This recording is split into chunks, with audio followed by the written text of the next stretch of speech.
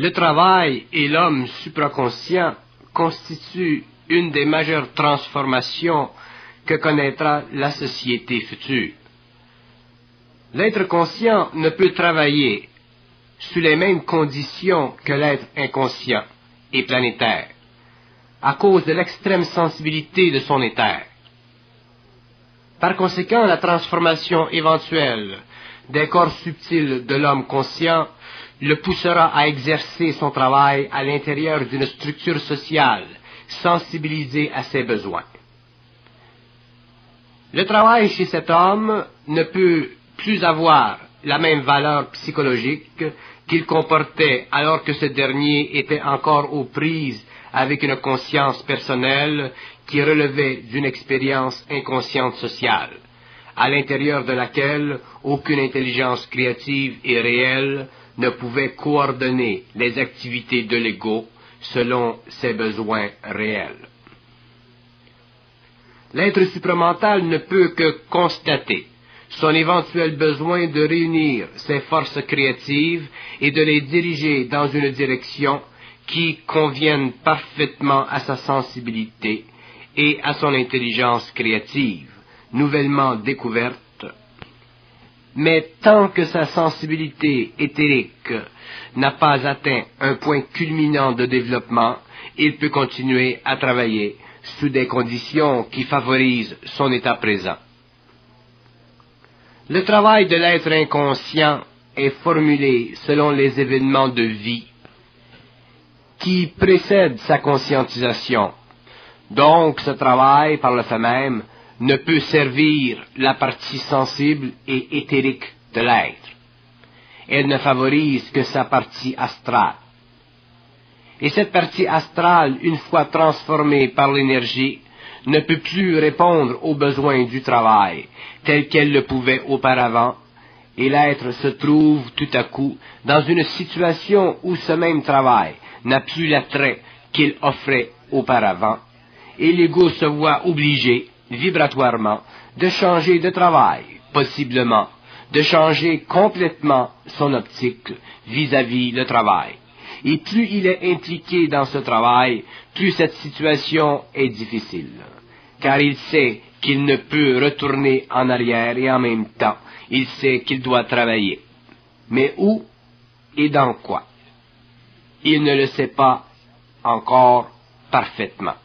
Il semble qu'il ne peut pas avoir d'ouverture, qu'il ne peut pas y avoir de porte derrière laquelle un travail adéquat pourrait lui servir. Alors il panique, car il a des obligations sociales, etc., etc.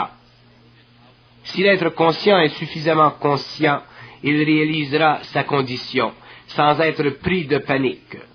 Sinon, il connaîtra l'angoisse, et cette angoisse servira à la transmutation de son corps astral, car bien qu'il ne le réalise pas parfaitement, sa vie est totalement écrite d'avance.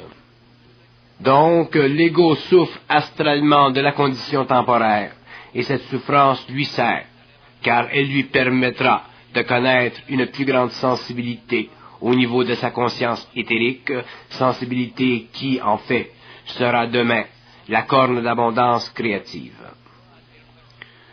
Il faut être sensible éthériquement pour être créatif mentalement, car la conscience éthérique est la conscience du double qui se sert de l'énergie mentale pour activer sur le plan matériel la conscience de l'ego. Le travail de l'être inconscient n'est pas suffisant pour l'être conscient à la longue, car l'énergie de ce travail, l'énergie mise dans ce travail, ne valorise pas la conscience de l'homme, elle valorise l'exploitation de l'homme. Et l'homme conscient ne peut être exploité, car sa conscience est d'un ordre qui ne peut être assujetti par l'astralité de l'ego. Donc le travail de l'être conscient doit être à la mesure de sa sensibilité et non à la mesure de l'exploitation qui convient à l'ego inconscient des lois de l'énergie. Si l'être conscient doit travailler selon ce qu'il ressent, au lieu de travailler selon ce qui lui est offert dans la société, Ceci veut dire qu'il est obligé éventuellement de vivre d'un travail qui le lie aux hommes conscients, au lieu d'un travail qui le sépare de ces êtres. Voilà une des raisons pourquoi le développement de la conscience supramentale et de la sensibilité éthérique forcera éventuellement l'être conscient à reconnaître qu'il n'est pas sur la terre pour travailler, mais pour se servir des conditions créatives du travail, dans le but d'en arriver un jour à ne plus travailler mécaniquement, mais plutôt créativement, c'est-à-dire selon le pouvoir créatif de son double, de sa conscience. Le travail inconscient est une habitude. Le travail conscient est un point d'appui dans la matière pour l'expression de la conscience de plus en plus réelle de l'être nouveau. L'ego est très limité dans sa conscience. C'est pourquoi il craint ou s'inquiète de sa condition de travail lorsqu'il se sensibilise à la conscience éthérique. Mais nul ne peut rien contre ceci, car l'ego doit voir un jour que les obstacles de la vie coïncident avec une expérience qu'il doit connaître afin de vivre un jour en dehors de l'expérience. Donc l'ego doit connaître le poids du travail inconscient qui lui semble de plus en plus difficile et l'anxiété du travail qui ne convient pas à sa sensibilité et dont il ne voit pas encore de remplacement. Mais si l'ego était le moindrement conscient dans sa conscience, il réaliserait que le travail qui pourrait le combler relève de conditions qui doivent et seront créées par des êtres conscients tels que lui, qui s'acheminent tels que lui vers l'évolution de la conscience par le truchement des événements de plus en plus contrôlés par eux, pour leur bénéfice collectif et personnel en même temps. Le travail, tant que l'être conscient n'a pas été totalement mis à l'épreuve, ne peut être qu'une situation temporaire, car pour que le travail soit une situation permanente et créative, ou permanente dans sa créativité, bien que la forme puisse changer, il faut que l'intelligence créative soit active à travers lui. Et tant que le travail ne sert pas la conscience supérieure de l'homme, il ne peut être utilisé de façon permanente. Il n'est qu'une condition temporaire pour l'évolution de la conscience et la préparation des corps subtils. L'être conscient qui travaille ne travaille pas seulement pour des raisons pécuniaires ou pour des raisons de personnalité. Il travaille pour un ordre supérieur sur le plan matériel, dont le plan universel dépasse les limites de la compréhension de l'ego. Donc, son travail n'est plus simplement une activité mécanique de l'ego, mais une activité créative et dynamique de l'ego, qui convient à un plan de vie créé de toutes pièces et monté petit à petit par l'être de lumière qui supporte la matière et les plans de l'homme. Ce travail ne peut être exécuté que lorsque la conscience de l'homme a été fixée dans une énergie supérieure à celle de l'ego. L'homme inconscient travaille car il a besoin de travailler pour survivre. L'homme conscient travaille car son lien avec l'énergie le prépare à œuvrer en fonction d'un plan racial d'évolution et de construction qui fait partie du cycle nouveau de la conscience planétaire de l'homme de demain, qui s'éveille aujourd'hui. Il faut que l'être conscient réalise vibratoirement que son travail conscient ne se fixe dans son expérience qu'en fonction de sa conscience grandissante. Tant que la conscience de l'ego n'a pas été impressionnée par l'énergie du double, l'ego ne peut concevoir le travail en tant que la formulation d'un plan de vie supérieur dirigé par l'intelligence universelle de l'homme. Donc, il est impossible à l'ego de pouvoir comprendre intelligemment les conditions que peut lui imposer le double, et c'est ici que le travail de l'homme perd son sens, sa valeur créative et sa fonction élévatrice de la conscience humaine planétaire. Pour l'être conscient, le travail ne se termine jamais, car l'énergie qui le nourrit doit être utilisée là et où elle permet que se manifeste l'événement qui doit servir au plan de construction. Donc il est impossible pour un être conscient de travailler mécaniquement à l'intérieur d'un cadre horaire fixé à long terme par une société inconsciente. Lorsque l'être conscient en arrive à son état de maturité, le travail devient alors pour lui une œuvre, c'est-à-dire une activité qui ne peut plus être dissociée de sa vie physique. Il est alors parfaitement conscient de son travail et son travail est parfait, c'est-à-dire qu'il sert une condition de vie évolutive et non simplement une condition socio-économique. Ce genre de travail ne vient pas facilement à l'homme, car il est dirigé, c'est-à-dire qu'il fait partie d'un plan voilé. Le travail de l'homme conscient coïncide avec l'expérience de sa conscience vibratoire. Donc, il est un outil utilisé par le double de l'homme pour maximaliser son lien avec la matière, en dehors des conditions astrales de sa conscience.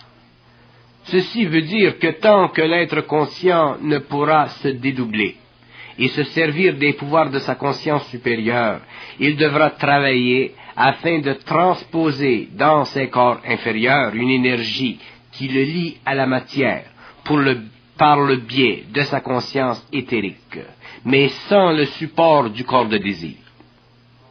Ce travail sera donc sous le contrôle de la conscience supérieure de l'homme et ne pourra plus servir à lier son corps astral aux autres corps astraux des hommes inconscients.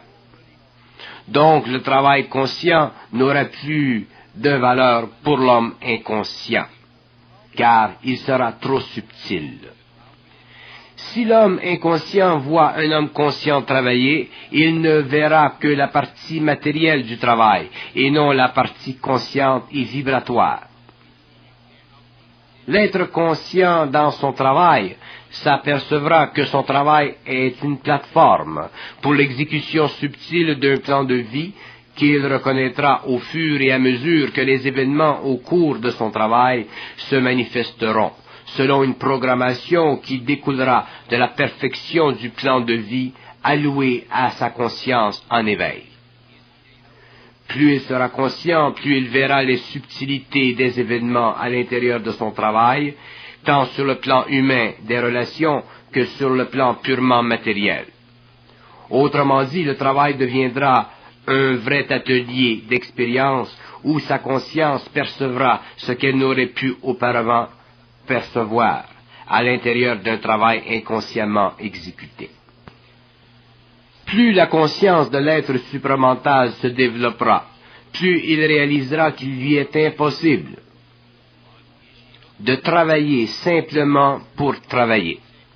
Il réalisera que le travail est l'expression, dans le monde de l'homme, d'une volonté créative qui dépasse en vision l'intellect de l'ego, les désirs de l'ego, et qui prépare en silence une nouvelle vague, une nouvelle évolution.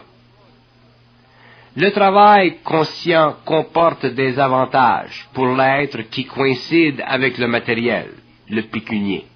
C'est normal, puisque l'être conscient doit encore vivre en conformité avec les lois de la civilisation de son temps. Mais il comporte aussi des désavantages qui sont reconnus ou reconnaissables si le travail n'est pas parfaitement ajusté à sa vibration créative. Et c'est ici que l'être conscient peut souffrir du travail, car c'est ici qu'il réalise qu'il y a beaucoup plus à la créativité ressentie intérieurement que ce qu'il vit dans son travail. Et ceci lui causera une tension, car il sentira qu'il peut ou pourrait faire plus et qu'il ne le peut pas. Et cette souffrance, surtout chez l'homme, culminera dans une manifestation créative lorsqu'il aura absorbé l'énergie voulue pour la transmutation du corps astral. C'est le corps astral de l'homme inconscient qui a rendu le travail désagréable sur la terre, car le corps astral de l'homme d'aujourd'hui est totalement contaminé par une suite d'expériences qui l'ont nourri d'illusions, au lieu de l'avoir nourri d'impressions créatives, réfléchies par une intelligence créative. Donc le corps astral de l'homme moderne ne peut plus supporter un travail qui reflète une conscience supérieure. C'est pourquoi l'être qui se conscientise ne peut découvrir son travail tant qu'il n'a pas été transformé astralement. Ceci ne veut pas dire que l'être qui se conscientise laissera le travail qu'il fait aujourd'hui, mais que ce même travail sera exécuté demain avec une conscience autre, où l'astralité aura de moins en moins d'emprise. Pour que l'être conscient puisse travailler en paix, il faut que le travail coïncide avec ses besoins internes réels, et non des besoins fictifs créés par une socialisation du travail. Mais comme l'homme inconscient ne réalise pas ce que veut dire créativité dans sa vie, créativité réelle, il ne peut comprendre que le travail qu'il ferait, s'il était conscient, pourrait être totalement différent de ce qu'il fait dans un état de conscience inférieure. Et ceci est normal, car autrement il serait angoissé même dans son travail inconscient. L'angoisse du travail se fait parfois sentir chez certains êtres inconscients, mais les conditions physiques de leur vie les empêchent de voir plus loin dans leur vie de travail. Donc, ils en découvrent l'esclavage pendant des années et ils en meurent. Le travail conscient ne taxe pas l'individu, mais l'énergise, et ce travail sert à lui apporter des forces physiques qu'il n'aurait pas s'il était inconscient. Tant que l'être conscient prend conscience de lui-même de façon de plus en plus avancée, de même son travail change et s'ajuste à ses besoins réels. Plus sa conscience grandit, plus son travail devient créativement important dans le plan de son évolution. Donc, le travail de l'être conscient fait partie de l'évolution créative de l'humanité, naturellement. Tant que l'être conscient perçoit son travail comme un fardeau, il ne comprend pas son travail. Il ne peut aimer travailler, et s'il n'aime pas travailler, c'est qu'il n'y a pas suffisamment d'esprit dans son travail. Il y a encore trop d'astralité, de subjectivité. Le travail conscient grandit en importance dans le monde selon le degré d'évolution de celui qui l'exécute. Et ce degré d'évolution s'enchaîne avec d'autres degrés d'évolution pour former une échelle de travail qui, un jour, couvrira la Terre, et tous les êtres conscients seront situés quelque part sur cette échelle, chacun exécutant un travail qui lui est propre, car chacun sera conscient de son intelligence créative et sera aussi dans son intelligence créative. Le travail conscient alors sera une œuvre et engendrera sur la terre suffisamment d'énergie pour transformer la société de l'homme. L'être conscient s'apercevra que son travail se connecte avec le travail d'un autre être conscient et que l'échelle des travailleurs conscients couvre toute la gamme des activités essentielles à l'actualisation sur la terre d'un plan de reconstruction qui ne peut que défier aujourd'hui la plus grande et la plus hardie imagination humaine. Le travail conscient à ce stage de l'évolution sera l'application des lois du pouvoir mental de l'homme sur la terre, et ce sera à ce point que la conscience de la terre sera transformée et que les hommes reconnaîtront qu'ils sont unis par des forces qui relèvent d'une autre dimension que celle à laquelle l'humanité a été habituée pendant des millénaires à cause de l'esclavage de l'homme à ses sens physiques contrôlés par le corps astral. Le travail conscient représente pour une planète telle que la Terre la conquête de la matière par l'esprit.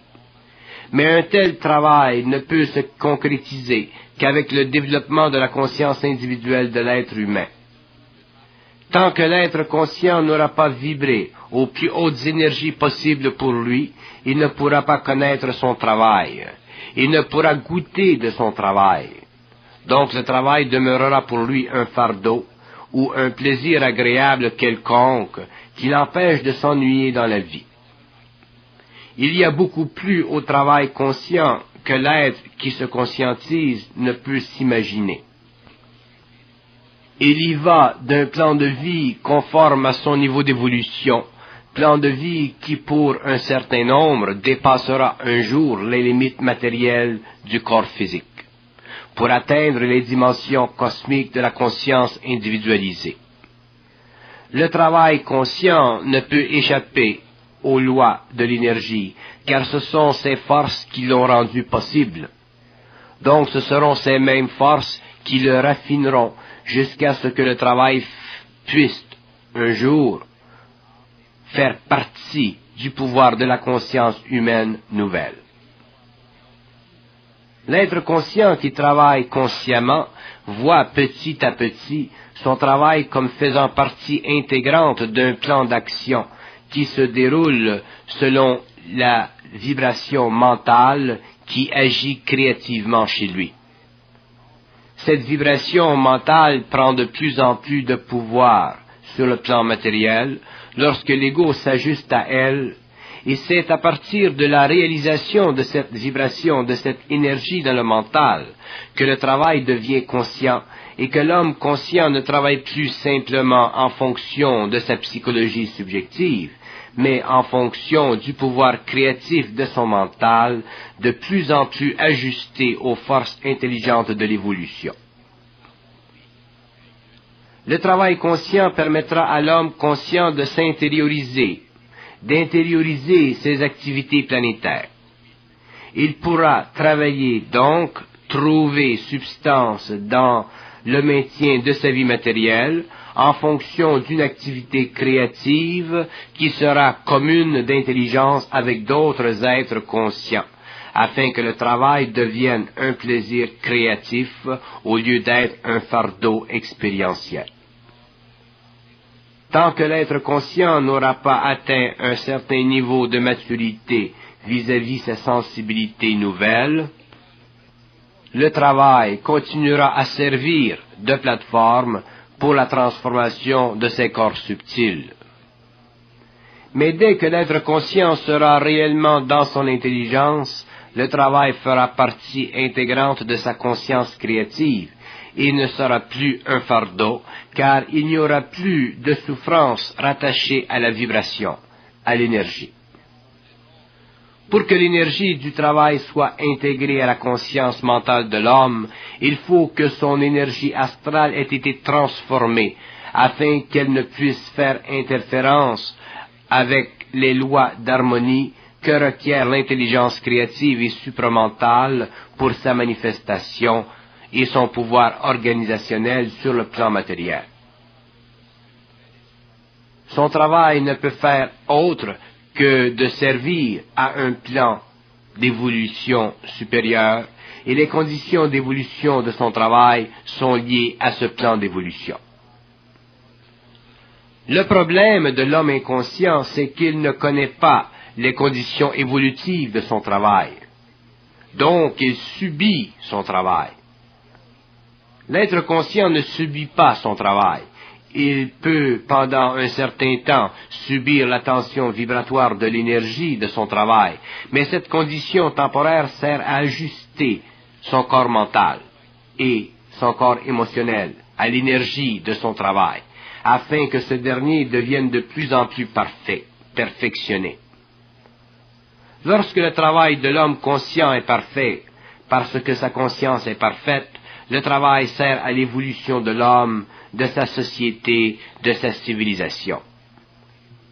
L'être conscient doit apprendre à travailler, car l'homme ne sait pas travailler. Il travaille, mais ne sait pas travailler. Il ne sait pas comment travailler. C'est pourquoi son travail est un fardeau et non une œuvre. La différence entre l'œuvre et le travail inconscient, c'est son inconscience. C'est l'inconscience de l'homme qui le fait travailler au lieu d'œuvrer sur le plan matériel. L'être conscient apprend petit à petit à ne pas travailler inconsciemment, à travailler consciemment, donc à œuvrer. Il devient maître d'œuvre. Et lorsqu'il œuvre, le travail n'est plus fardeau, mais plaisir, car il apprend à canaliser l'énergie créative qui est en lui et qui sert de façon précise à un plan d'évolution qu'il voit de plus en plus et comprend de plus en plus. Pour que l'homme travaille bien avec l'énergie, il faut qu'il soit patient, car s'il est en défaut sur ce point, il fait interférence avec le temps de l'intelligence créative, car le temps de celle-ci n'est pas nécessairement le temps de l'ego. Alors, il s'assujettit à des interférences, et ces interférences lui servent d'expérience, et ces expériences lui permettent éventuellement d'accéder à un taux d'énergie supérieur et de développer ainsi une maturité, c'est-à-dire un équilibre entre le mental et l'émotif. Lorsque l'homme conscient travaille, il se nourrit de l'énergie de son travail, tant sur le plan mental, astral que vital.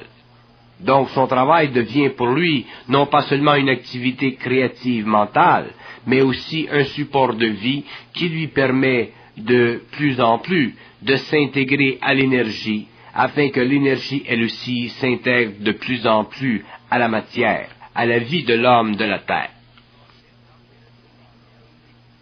L'être conscient apprend à travailler avec le temps. Et lorsqu'il a compris ceci, il s'aperçoit qu'il ne travaille plus, mais qu'il vit d'une autre façon, qu'il vit en créant. Et œuvrer veut dire vivre en créant.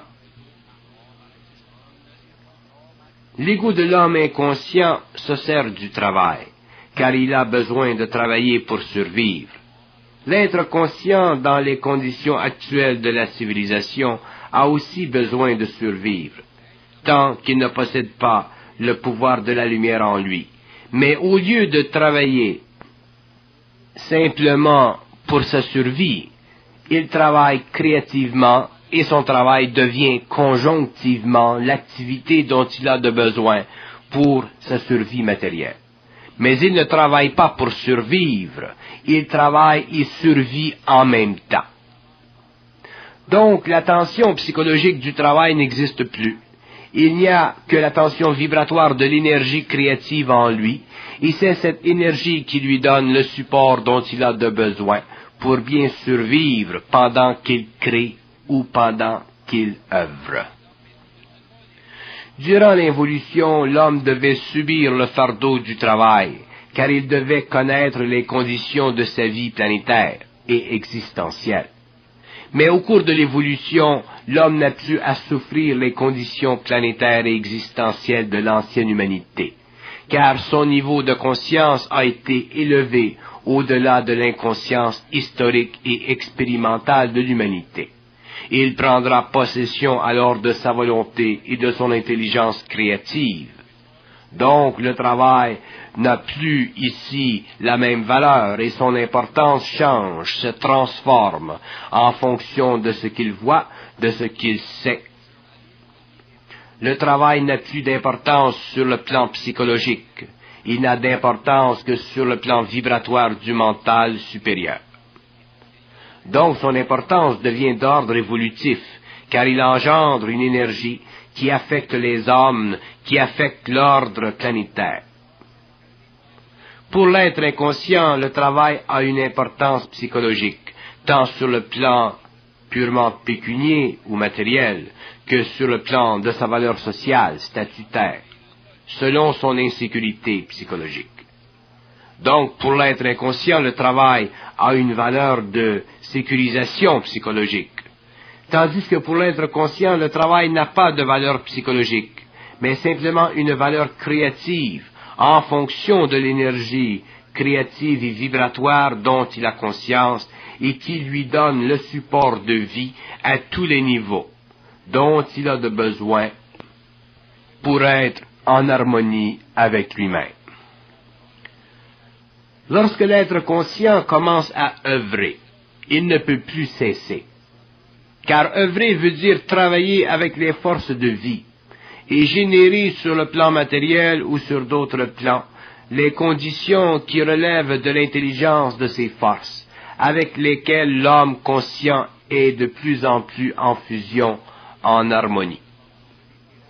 Mais pour vivre ainsi en étroite relation créative avec les forces de vie dans l'homme, il doit être suffisamment en harmonie avec son énergie, car c'est son énergie créative qui le fera travailler, œuvrer sans cesse.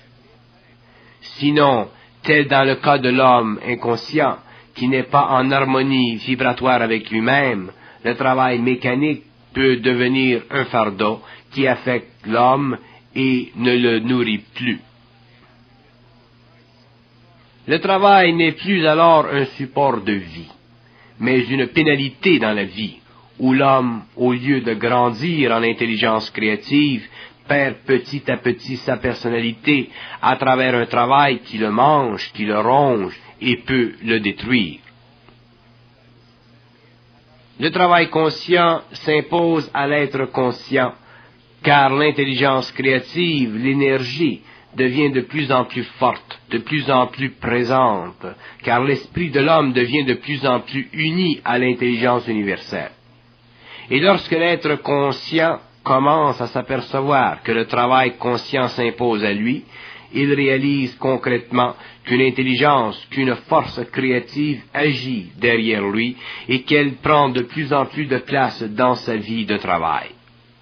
Il devient important alors pour l'homme conscient de réaliser qu'il doit y avoir équilibre entre l'énergie en lui et le travail créatif qui naît d'elle. Car s'il n'y a pas d'équilibre, il souffrira.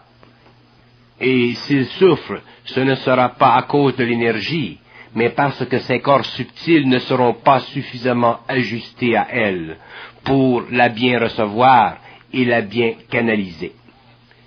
Il ne s'agit pas pour l'homme conscient seulement de canaliser l'énergie créative, mais d'en comprendre les illusions qu'elle peut créer lors de son passage à travers l'homme. De là la maturité, la grande maturité. De là l'importance de l'expérience. Mais l'être conscient ne peut pas trop souffrir de l'énergie lorsqu'il travaille, sinon il ne pourra pas travailler avec efficacité. Il ne pourra la bien canaliser. Pour l'être conscient, pour qu'il travaille bien, il faut qu'il soit en paix, qu'il n'ait pas de tension. S'il souffre trop intérieurement, il ne peut travailler créativement, car il détestera, il haïra même l'énergie créative en lui qui le fait souffrir. C'est pourquoi le travail conscient vient après la transformation de l'homme. Lorsque la conscience de l'homme a été suffisamment développée, le travail conscient crée. Et ces opportunités, ces conditions se manifestent, car alors l'homme peut bien canaliser l'énergie. Maintenant, il la comprend bien. Il connaît l'effet de cette énergie sur ses corps subtils.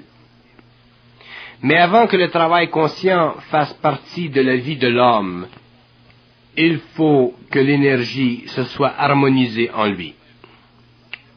Lorsqu'elle est harmonisée, lorsqu'il a la maturité dans son intelligence, et qu'il peut la vivre, cette énergie d'intelligence, sans souffrance, le travail progresse, mais la transformation de sa conscience n'est pas terminée, car tout dans la vie sert à sa transformation. Pour que l'homme travaille consciemment et bénéficie de son travail, de son œuvre, il faut que son travail se manifeste selon l'harmonie, l'équilibre, la centricité de ses corps subtils. S'il y a désharmonie dans ses corps subtils, il y aura interférence, et c'est à ce moment-là que l'homme doit prendre conscience de l'interférence, comprendre et voir pourquoi il y a interférence.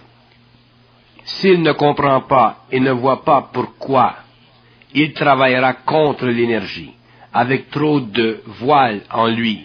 Et s'il y a trop de voile, il y aura souffrance dans son travail. C'est pourquoi il importe que l'homme conscient comprenne les lois du travail conscient, qu'il réalise que le travail conscient fait partie de l'activité de l'esprit à travers l'ego, et non seulement partie de l'activité psychologique de l'ego. La patience est fondamentale dans le travail conscient, car si elle fait défaut, c'est que l'ego est trop impliqué au niveau de sa conscience subjective. Il y a alors subjectivité dans l'intelligence, et ceci résulte en interférence avec l'intelligence créative. S'il n'y a pas de patience dans le travail conscient, l'énergie de l'intelligence l'imposera, car l'ego ne peut faire interférence avec l'œuvre qu'il peut, s'il est sensible à son énergie, exécuter. L'intelligence créative neutralise toute interférence que peut faire l'homme égoïquement avec elle, lorsqu'il commence sa fusion. Ceux qui connaîtront l'intelligence créative seront amenés petit à petit à être en diapason avec elle, et non en opposition. C'est pourquoi il est de grande importance pour l'homme conscient qui apprend à travailler avec l'intelligence créative, de réaliser que le travail conscient ne doit pas être vécu avec trop de sérieux égoïque. Il doit être exécuté consciemment, mais non coloré par un trop-plein de sérieux qui reflète l'insécurité de l'ego. Lorsque l'intelligence créative est implantée dans la conscience humaine, elle est permanente et grandie, mais elle n'est pas parfaitement ajustée. Elle est de plus en plus présente, et s'il en est le cas, l'homme qui en prend conscience n'a pas à s'inquiéter d'elle ou de sa relation avec elle. Il n'a qu'à suivre son cours, souvent subtil, souvent irrationnel, vu du point de vue de l'homme, mais toujours présente à lui faire reconnaître ses erreurs du passé, ses erreurs présentes, erreurs qui furent nécessaires à l'expérience et qui ne furent erreurs que parce qu'il ne possédait pas encore la maturité qui put le libérer de l'expérience afin qu'il pût vivre d'intelligence pure et indivisible.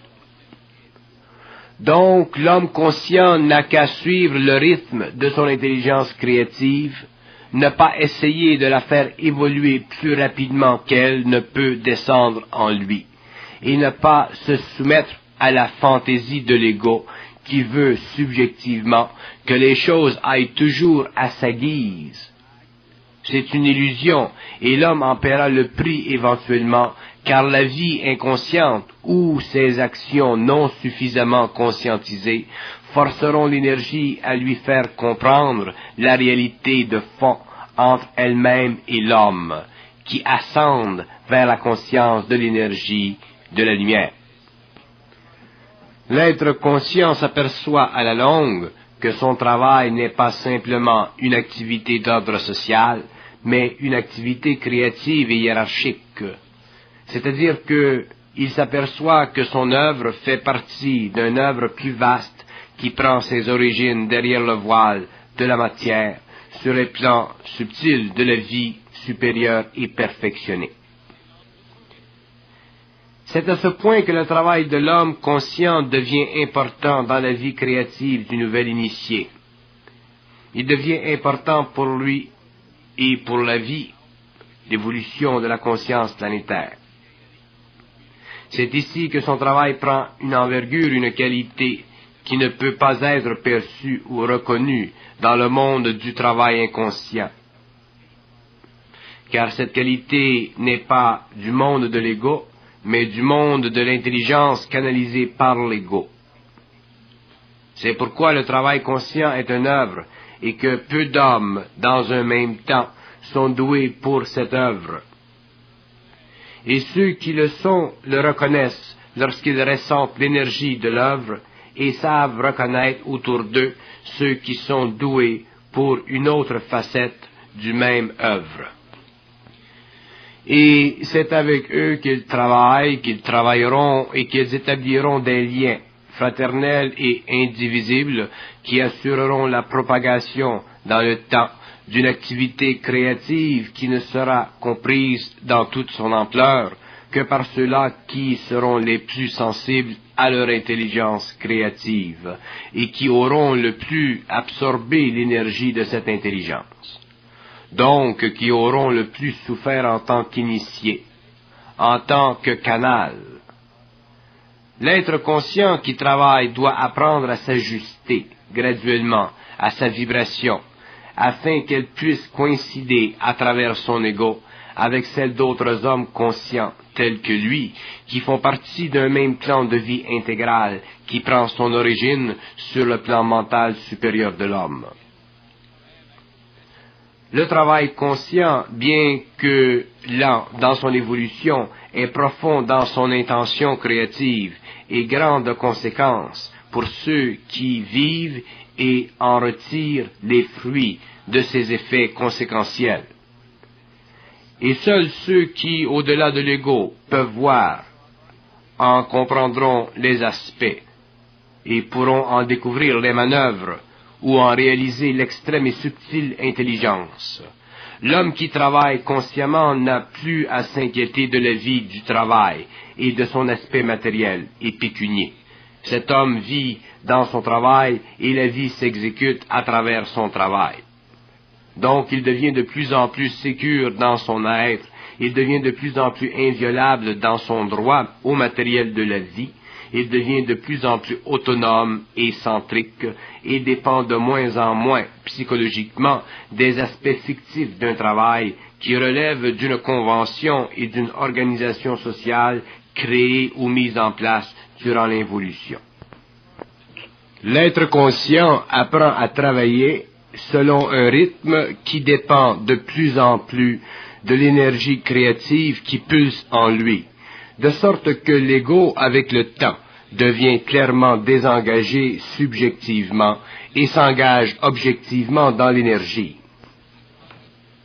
Cette énergie nouvelle crée chez l'homme conscient à la fois le support vibratoire de son intelligence créative et la force motrice de l'ego. Pendant l'évolution, l'ego traitait personnellement dans son travail, tandis que dans le nouveau cycle de conscience supramentale, l'ego traite simplement en fonction de son énergie créative. Donc, son traitement dans ou au cours du travail ne relève plus de lui subjectivement, mais de l'énergie créative en lui qu'il sent de plus en plus présente et de plus en plus forte. Le travail conscient n'est pas un travail dans le sens ordinaire du terme, c'est un processus d'expérience et d'intelligence créative qui domine par sa puissante et créative manifestation les facteurs psychologiques de la conscience de la cinquième race.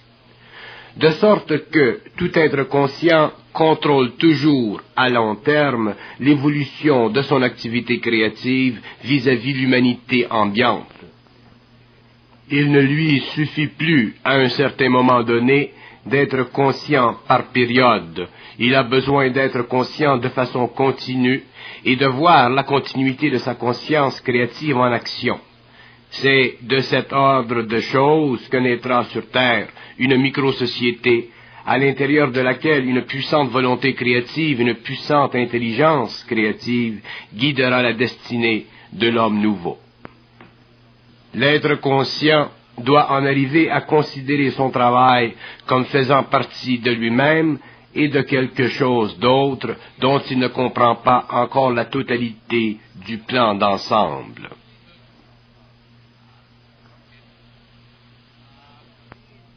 Sans faire d'erreur, c'est-à-dire sans perdre d'énergie. Cet apprentissage peut être souvent difficile, car vient le moment dans la vie de l'homme, du nouvel initié, où, finalement, il lui est facile de voir les mécanismes inconscients de l'ego faire interférence avec l'énergie créative de l'être, Et cette perception peut devenir une certaine souffrance, car l'être conscient aspire à être conscient de façon permanente et continue.